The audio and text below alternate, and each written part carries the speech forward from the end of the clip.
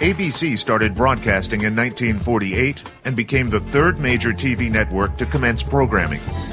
If all three networks had spent the past 60 years programming 24 hours a day, 7 days a week, by 2008, they would have produced 1.5 million hours of TV programming. Mike Wesch, Kansas City University. Over the past 6 months alone, YouTube produced 1.5 million hours of programming. TV was black and white. Telephones were connected by cables. News was delivered to our front doorstep by a person and only published on paper. There will be more content published over the next 12 months than has been published in our entire history. A cultural inversion started to take place. Women became a permanent part of the workforce. Corner stores were knocked down and turned into malls. Humans became increasingly individual and longed to be more independent. We had become isolated, connected by TVs, mobile phones, and freeways. Sir Robert Putnam, Poland alone. In 1998, Stephen Weisswasser of ABC TV was quoted as saying, "You are not going to turn passive consumers into active trollers on the internet." Large media corporations determined what information was syndicated across their media networks, and we watched and read the content they delivered.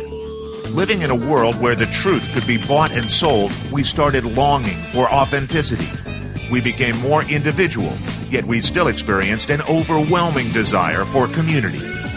Our increasing independence drew us to desire stronger relationships that spanned further than the streets in which we spent our days. In April 2008, the internet attracted roughly 360 million unique visitors for the month. MySpace and Facebook attracted about 230 million visits in the very same month. In 2003, a new cyberstar was born. Okay, so this is launched in 2003. It becomes a big hit in Italy in 2004. It spreads throughout Europe later that year. Then travels over to Japan, where it mixes with the culture of animation, where people start making videos of this. One of these videos travels all the way to the suburbs of New Jersey, and there Gary Brolsma looks into his webcam and says, "Hello." And this is like this great moment. I'll just let you hear the music for a second. Can you hear it? Okay. And there's this great moment.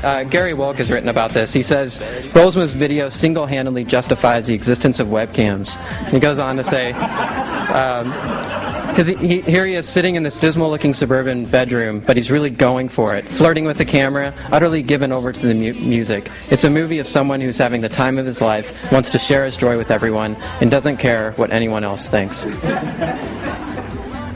So this video obviously becomes like a huge phenomenon. Some people have suggested it's been viewed 600 million times. I'm not sure what the proper statistic would be, but here you see some of the... A teenager from New Jersey is finding itself into email boxes everywhere, and folks, this one is the real deal. So he's on the Today Show, he's on VH1's Best Week Ever, he's like the new cyberstar. Social media sites like YouTube, Facebook, and MySpace represented a new kind of platform where suddenly everyone could join in. We saw new identities forming, new forms of expression. Social media became a celebration of empowerment, of global community, a celebration of new and unimaginable possibilities. We could aspire to new global connections that would transcend space and time, where all constituents had a voice that could be published to the world without cost. Web 2.0 was not just about information. It was about people and linking them in ways that had never been connected before, sharing, trading, and collaborating. Mike Wesch, Kansas City University. 200,000 videos are produced and uploaded to YouTube every day.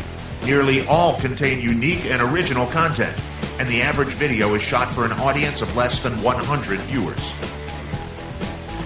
Our mediascape has changed forever. The center of this new media is us. When our media changes, relationships change. When the dynamics of human relationships change, so does human nature. We have changed. We are living in a new age of participatory media, where anyone can publish content that is filtered by the masses, not a small group of media corporations. A single piece of content that costs nothing to publish can be syndicated across social networking sites, where it is picked up and streamed around the internet by users via RSS feeds. If it's good content, it gets posted to microblog platforms and aggregated into content-sharing sites by consumers. How far content travels is determined by those who view it. If it's good content, it gets bookmarked into community portals for a person's friends, fans, or followers to see. If others like it, they give it a thumbs up. If not, it gets a thumbs down. Reputation is everything, and quality is regulated by reputation. Our data trail knows which individuals bookmark the best content first by how many people follow them. Early adopters who distribute the best content first rise to the top of the new media ecosystem that is measured in recency, relevance, and quality. The more that consumers value content, the more prospects they introduce it to. The more prospects that see it, the more users there are to distribute it to others. This phenomenon continues until millions, or in some cases, over 30 million consumers see this content, which cost very little, if anything, to produce. This change in the mediascape can be both daunting and exciting for businesses today. Daunting because by the time today's 10-year-olds turn 18, they will no longer be reachable through traditional media. Advertisements published on the radio and in magazines and newspapers just won't be seen or heard by a new generation who is watching YouTube, listening to internet radio, and downloading their music online. Exciting because a generation who grew up ingesting whatever news and current affairs were fed to them can now be reached on a massive scale without having to pay the media corporations. The postal system did not go out of business when email was invented. To the contrary, people started communicating more frequently, and hence the number of postal items grew. Online social networking means human beings have more connections, more conversations with interesting people. We know more about what others are doing across distance and time. In 10 years from now, these skills will be second nature, and we all know that those who get in on the ground floor of the best internet opportunities are the ones who enjoy the most success. Start securing your future. Get started today